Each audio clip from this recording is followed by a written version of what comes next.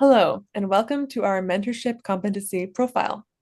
On behalf of myself, Anna, and Sarah, we hope that you enjoy the following presentation and perhaps even learn something new or exciting. In this presentation, we will highlight 4 domains that encompass the ideal skills and qualities an effective mentor should possess, as well as provide further insight into 5 associated competencies that make up each domain. These 4 domains are specialized, interpersonal, interpersonal, and disposition. We consider each of these domains of equal importance, so they will be presented clockwise on the keychain. Without further ado, may I present our mentorship competency profile. Thank you, Chloe. So I'm going to talk about domain number 1, which is what we've entitled specialized. So this is essentially what makes a mentor to be like the possibility to be a mentor. They need to be specialized in their field and have enough knowledge and credibility to be a teacher, basically. Under that domain, we also felt that open-mindedness was an important key factor. All mentors need to be open to the fact that there are new information, new ideas, new perspectives to come through. An effective mentor also needs to be responsible. This means that they don't break that bond or that trust or that position that they've been given. They need to be aware of what their duties are in the role that they're fulfilling. A mentor also needs to have the confidentiality of a good teacher or even a good friend. A mentee is not going to feel comfortable learning from a mentor if they don't feel that what they say is in a safe space and that mentor might take things out of context or talk out of turn. A mentor also definitely needs to be available. So even if it's outside of working times, to have the mentee feel like their mentor is going to be there when they need to get some help or some advice, that is absolutely essential.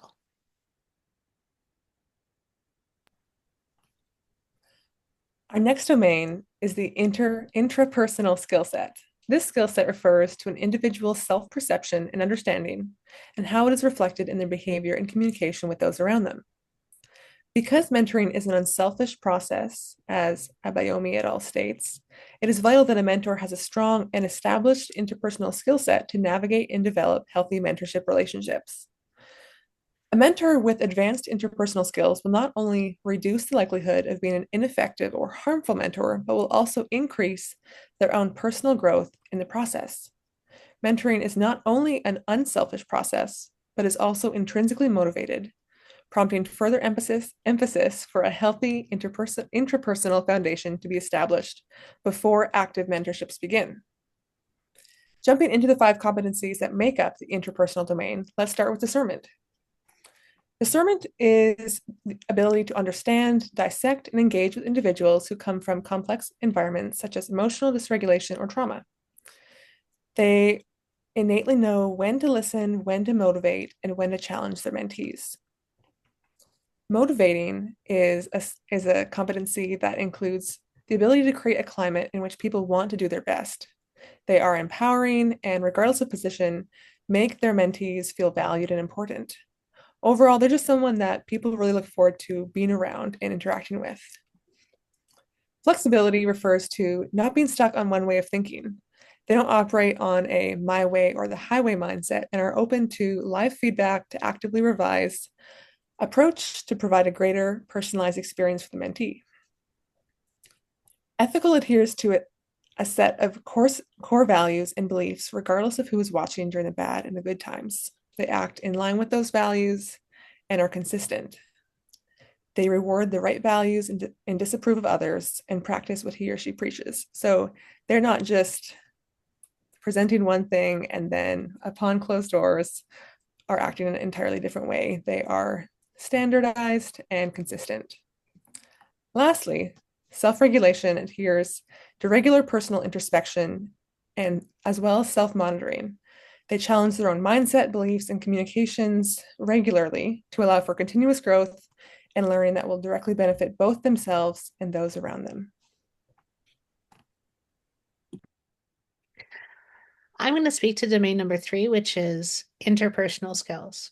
So this is absolutely the all important, because if you have poor interpersonal skills, you're not going to get along with really anybody, let alone a mentee. So firstly, communication. We all agreed that communication is paramount and key. So this umbrellas a whole spectrum of needs that the mentor needs to be able to demonstrate. So clear communication means we're not beating around the bush, we're not being subtle, we're not trying to give hints, right?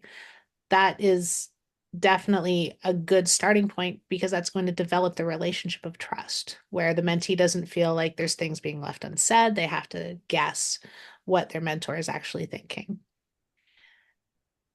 Under communication, it also needs to be said that multiple means of communication need to be made available.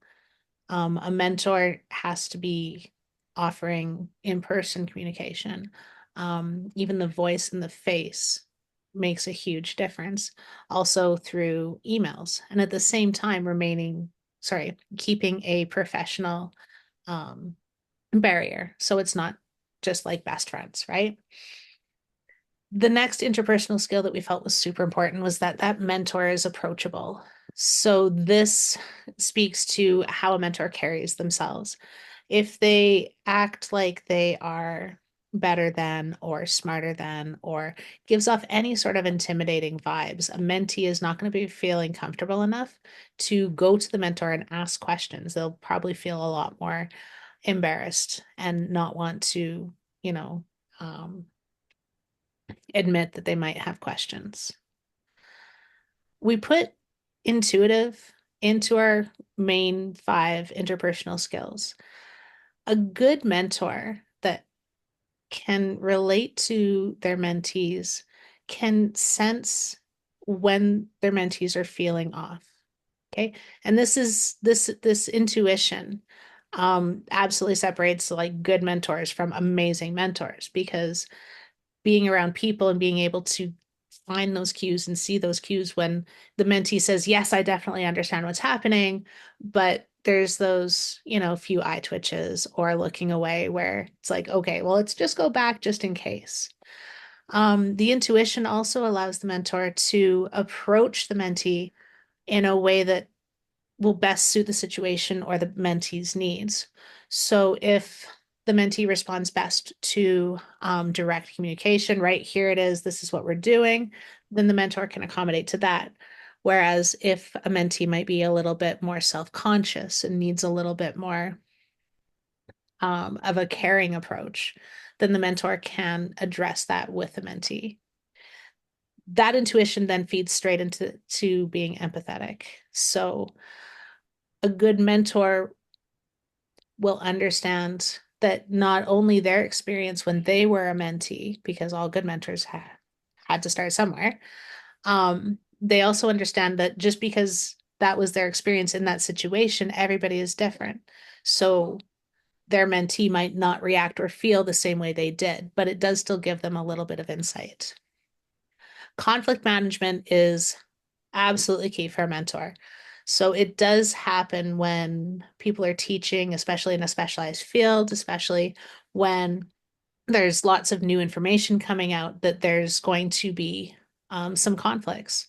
And a good mentor will realize that in those situations that it's not personal, right? And they very, very ever really are a personal conflict. And so that gives them the ability to address it in from a calm and more rational uh, starting point.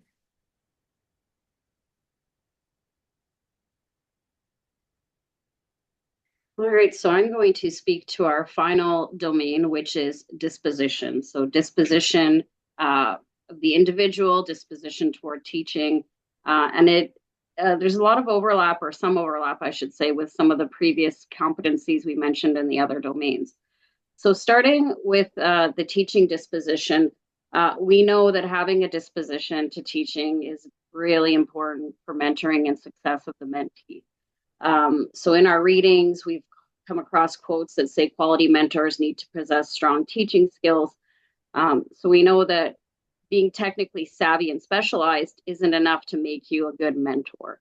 You need to, not every adult expert is either willing or able to serve as a mentor. So a good quality mentor needs to demonstrate enthusiasm and passion for teaching. Training should be provided to help develop teaching skills in mentors if they don't already have those kind of skills, but that individual still needs to be inclined to teach and coach someone else.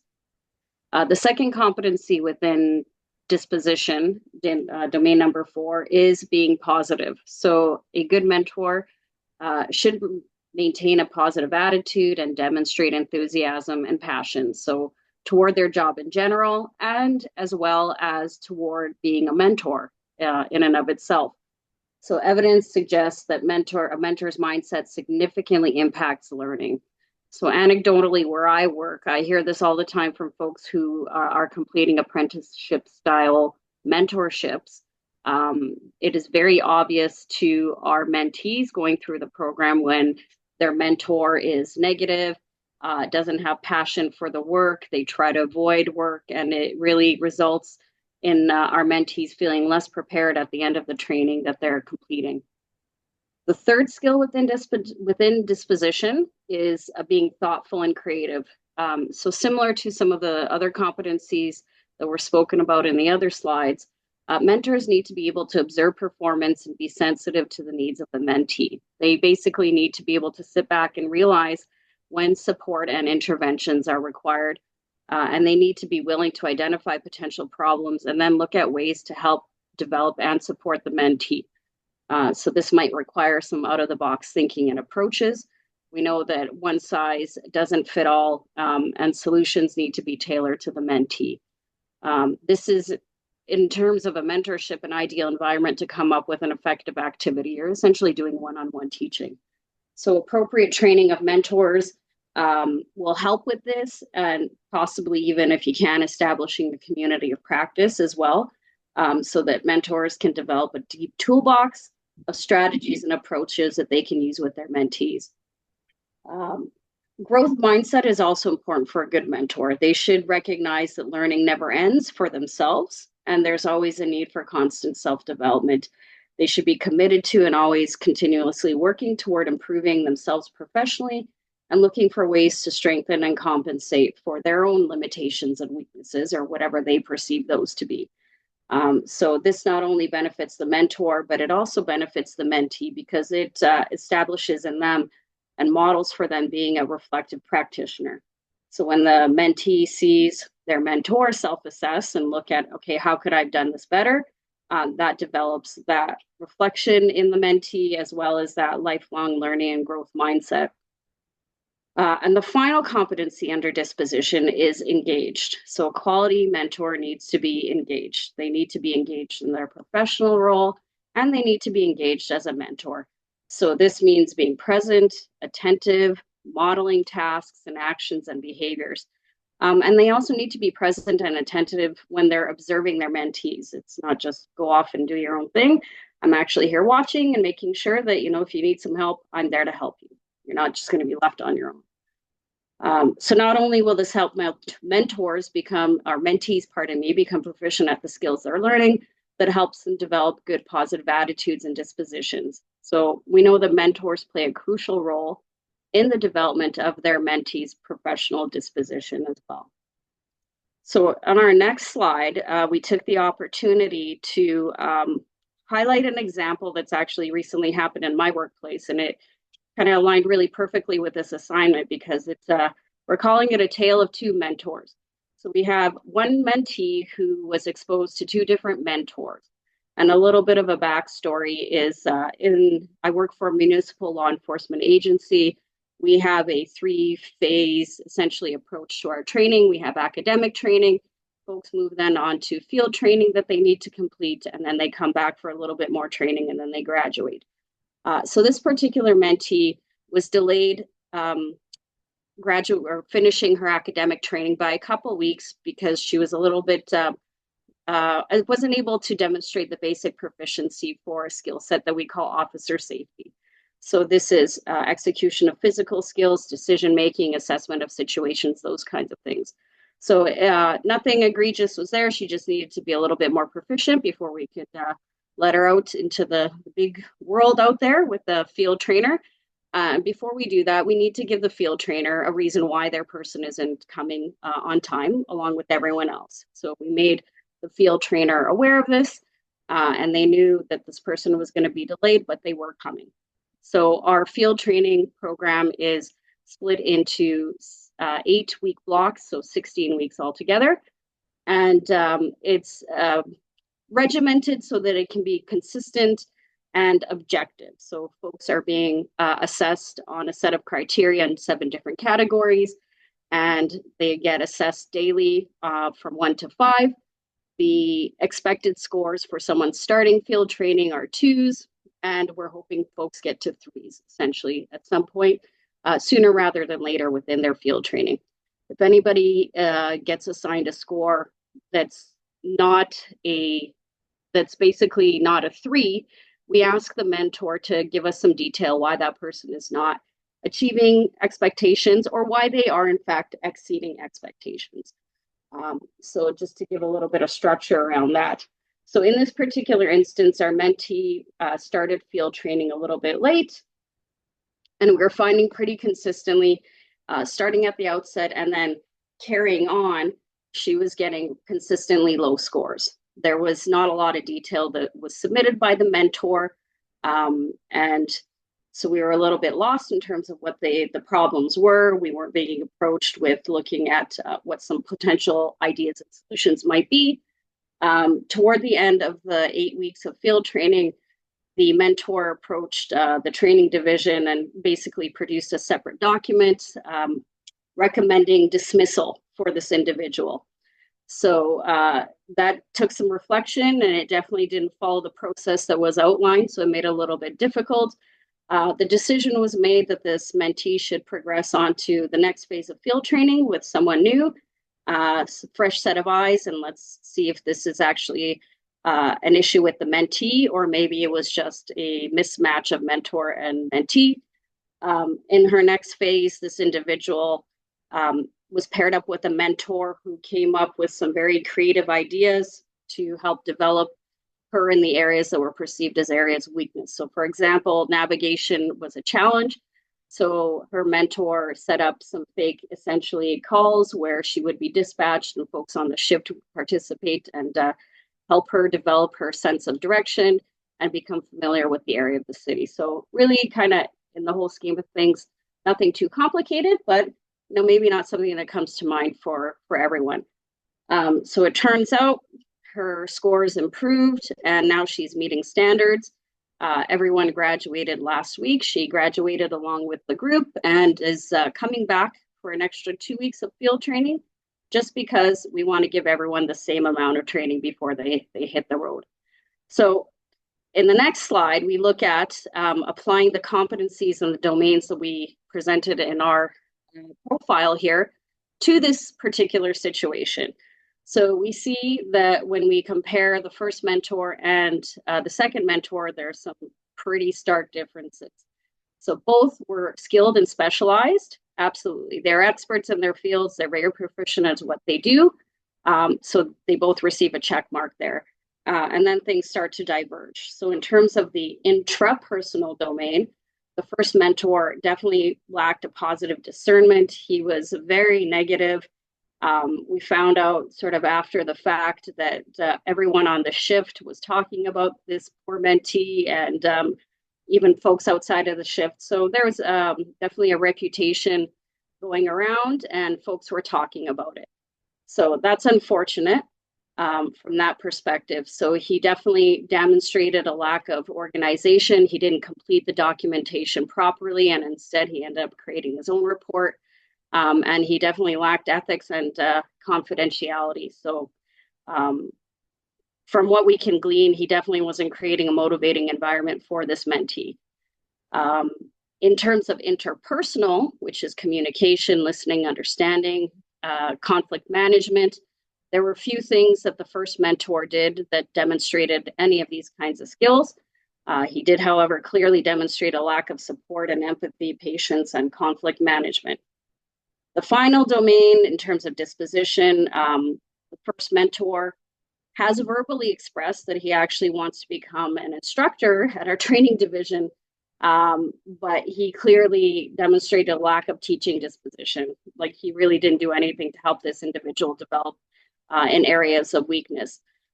So I don't think he's going to be joining our training division. Let's put it that way. And then the second mentee, or mentor, pardon me, strongly demonstrated strong skills in all the domains, especially the disposition domain. He took the bull by the horns, got creative, and helped our mentee develop to meet standards. So we know that a known problem with mentorship is having untrained or ineffective mentors. So between the two, I don't know all the details in terms of their background and their history, but any training that we provide for mentors in our environment, which we call field trainers, is an admin-based kind of course. What do you have to do? What's the paperwork when you're field training someone? So I can assume that that is consistent among the two, and really the big difference then is going to be the natural disposition to teaching. One person wanted to develop the mentee, and the other person wasn't necessarily that inclined to do that. So it's really obvious from this example that the difference a mentor can make. Their role is crucial, and in this instance, the mentee's abilities and talents didn't emerge until she received the support, coaching, and guidance of her mentor. So if you've completed the readings, we're going to suggest that you could say that her second mentor was the Henslow to her Darwin. Awesome. Thank you. Thank you, Anna, for such a great example. Absolutely. That is both relevant and current. No. So to encourage further forum discussion this upcoming week, here are 3 questions that we would love to hear your thoughts on. Okay. Our first question, if given the opportunity, which actually we are currently giving you that opportunity, would you change, remove, or swap any of the identified competencies within the 4 domains? So within our 4 domains, we had specialized, or the 4 domains are specialized, intrapersonal, interpersonal, and disposition. We did find that we struggled a little bit in placing specific competencies under those domains. So we felt some might fit under 2 or 3. So if there's anything that you would swap, let us know, and let us know your reasoning. We'd love to hear it. I think this one is mine. So we'd like to know. So the framework that I'm most familiar with, it sounds like most of us are, is an apprenticeship style mentorship. So we want to know, have any of you ever been in a non-apprenticeship style mentorship? And if so, are the required competencies different for this different model or different models of mentorship?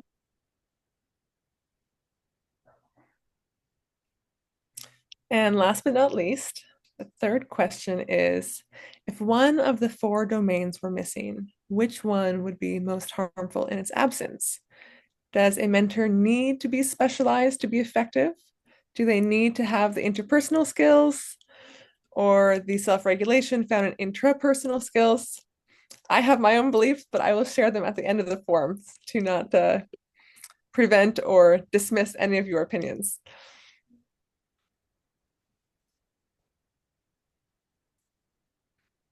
You're muted, Sarah. I knew one of us was going to do it. I knew one of us was going to do it. It was me. All right. Thank you. Thank you for watching our presentation. I'm actually really glad that you got to see that mute thing. I'm sure all of you have experienced this and lived this, and I hope it gave you a giggle. We look forward to hearing what your thoughts are in the forums, and yeah, take care. And we look forward to seeing your presentation. So now we get to swap. You. Bye, guys. Thank you. Oh, shoot. Pause. Okay, we're not recording. I can't. Like we didn't record any of that? I can't hit the stop record because we only had like 3 minutes left, and it's trying to get me to upgrade. Oh, but it did record that. Yeah, well, I hope it did. Yeah, You'll just have to cut this out. Paused. Yeah. Or paused. Because I couldn't actually get to the stop button because it's like, you have 3 minutes left. Upgrade here, upgrade there. And I'm like, my whole screen was like pay me. And I'm like, ah, okay. You got great.